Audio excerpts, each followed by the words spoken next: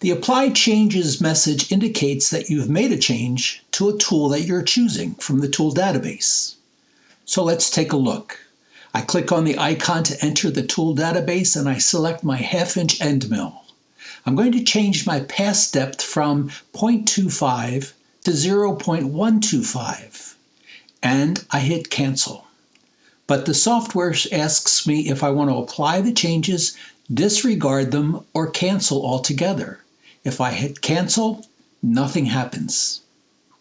I can then hit apply, and when I close the tool database out and look at it one more time, you'll see that my 1/2" end mill has indeed been changed to the 0.125" pass depth by simply hitting the apply button. Let's try it again and change it to 0.25 and just hit the OK button.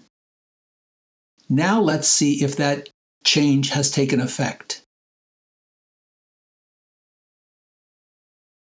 I click on the 1/2" end mill and indeed it has changed the pass depth to 0.25. So the end message is that you can either click on the apply button or the OK button, or if you accidentally click on cancel, the software will ask you to make a choice. Thanks for watching.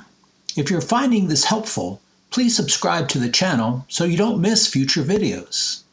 And if you have any questions or comments, you can contact us at mm@mezalick.com. Enjoy!